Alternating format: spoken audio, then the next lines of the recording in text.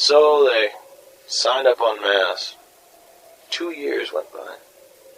2 years. And then it became mandatory. See, if you didn't have your listener's license, if you couldn't present your card, well, you weren't able to buy music. Part of the licensing agreement came when you got the card. And all of a sudden people were out in the cold. But it wasn't just the music, you know. The listener's not license was created by the conglomerates. They all got together. If you wanted to see a movie, hey, if you had your listener's license, you could get in for $2. $2. Oh, you don't have a listener's license? Well, you can't get in. See, they couldn't control the piracy, so they stopped it at its source. If ever you were found to be a pirate, or your computer was ever found to have MP3s that weren't appropriate on it, you were eliminated. Your listener's license was revoked, and you were out of the loop. That's all private enterprise. You don't have a right to music. You never had a right to music. It's all private. No more movies, no more shows. Can't even buy art. Because you could scan it. What if you scan that picture, you know? So, regulation, of course, is always the first step to total domination. But we didn't see that either. We weren't ready for that one. At that time, the listener's license had huge power. Not the power it has today. I mean, now, you don't have a valid listener's license. I mean, in our time, you can't do anything. I mean, you're a pirate. You can't present as part of your paperwork. Or your identification.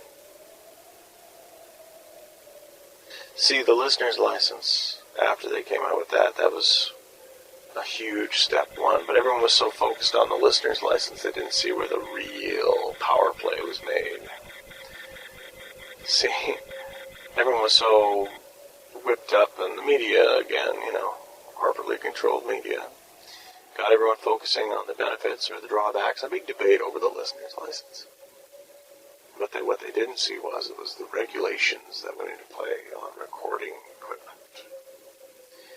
See, that was the one that really came back.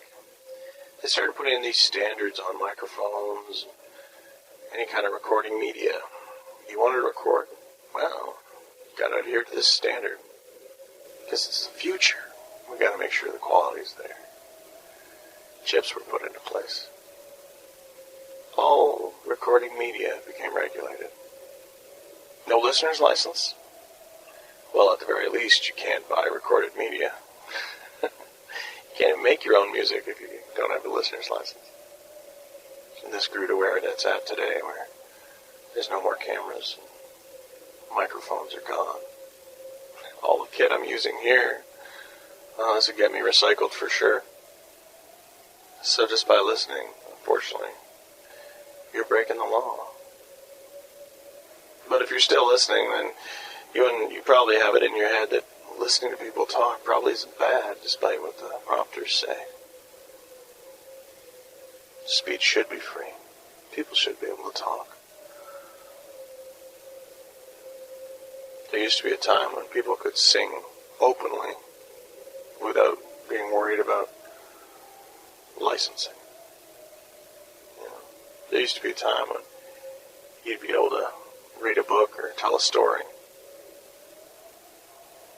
Of course, the books are gone.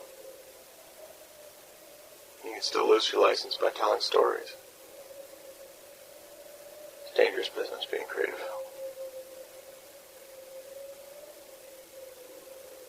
There were a few who knew the dangers that come from that listener's license. There were a few who caught on.